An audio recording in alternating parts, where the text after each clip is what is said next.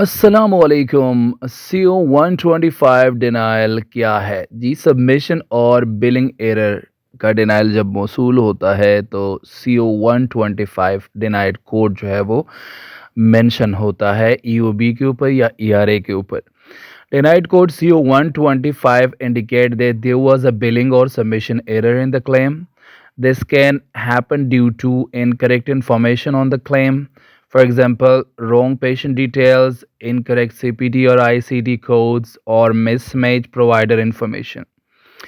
Missing or invalid modifier that are required for proper claim processing. Duplicate claim submission for the same service ended. नाज़रीन, यहाँ पर ये बात की जा रही कि जो क्लेम हम बेचते हैं उसमें कोई ना कोई इन्फॉर्मेशन जो है वो सही नहीं होती, उसमें कुछ एरर होता है, चाहे वो CPT की सूरत में हो, ICD की सूरत में हो, या पेशेंट की डिटेल हो, या इसके अलावा प्रोवाइडर की इन्फॉर्मेशन हो, इसके अलावा मॉडिफायर जो है वो मिसिंग हो या इनवैलिड हो, या हम जो क्लेम सबमिट करते हैं दोबारा वो सेम गलत इन्फॉर्मेशन के साथ भेज रहे हों, तो तब हमें ये डिनायल मौसूल होता है। और जब ये डिनायल हमें मौसूल होता है तब हमें क्या करना चाहिए? What we need to do, what solution we require to avoid this kind of denial in the claim. इस तरह के डिनायल के लिए हमें सॉल्यूशन जो चाहिए होगा वो आप लोगों के साथ शेयर करते हैं ताकि आप लोगों को ये डिनायल कभी मौसूल ना हो और आप करेक्ट एक्शन लें। हमारे पास एक एग्जांपल है। वो सिनेरियो क्या है? A provider perform chest X-ray single view and should bill CPT code 71045।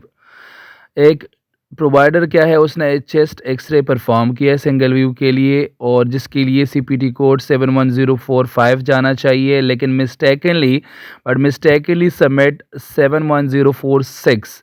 उन्होंने क्या किया? Two view X-ray CPT code को बिल कर दिया। The insurance payer review the claim and denied.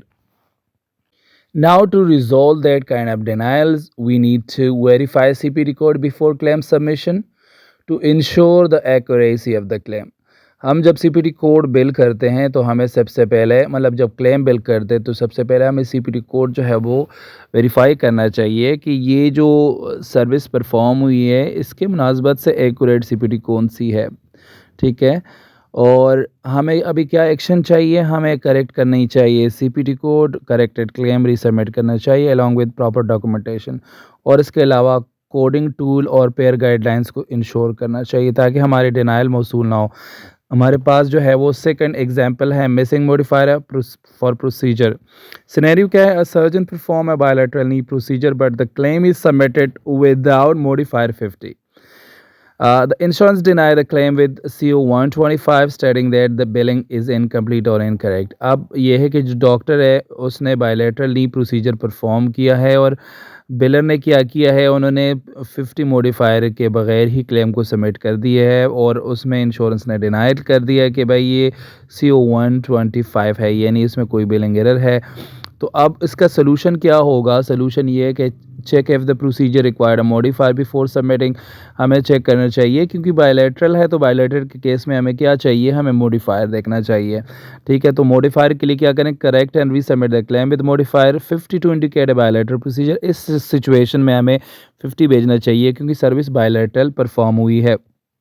Review payer specific modifier guideline to avoid future denial. अभी हमें क्या करना चाहिए? हमें पेयर गाइडलाइंस को देखना चाहिए कि इस तरह के सिचुएशन में क्या हिकमती अमली इख्तियार करना चाहिए ताकि फ्यूचर में इस तरह के डिनाइल ना आए। एक दफ़ा आपने करेक्टिव एक्शन ले लिए, फिर नेक्स्ट टाइम सेम अगर सिचुएशन क्रिएट होती है तो हमें पता होना चाहिए कि उस केस में हमारे पास मॉडिफायर 50 ही जाना चाहिए था और हम अब आगे इस तरह की सर्विस के लिए 50 मॉडिफायर यूज़ करेंगे। तो कुछ डिनायल्स लर्निंग के लिए बेहतरीन होते हैं, लेकिन बेहतर तरीका ये है कि वो दोबारा रिपीट ना हो।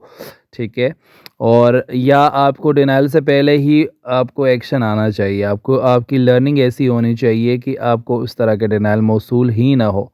तो नाज़रीन अपना बहुत ज़्यादा ख़्याल रखिएगा। हमारे चैनल को अगर आप लोगों ने सब्सक्राइब नहीं किया तो सब्सक्राइब करें, कमेंट्स लाज़मी करें क्योंकि आप लोगों की कमेंट्स मेरी मोटिवेशन होती है और मैं मज़ीद वीडियोज़ बनाता हूँ। आप सजेस्ट करें ताकि मैं मज़ीद वीडियोज़ पर काम कर सकूँ। Thank you so much. अल्लाह हाफ़िज़।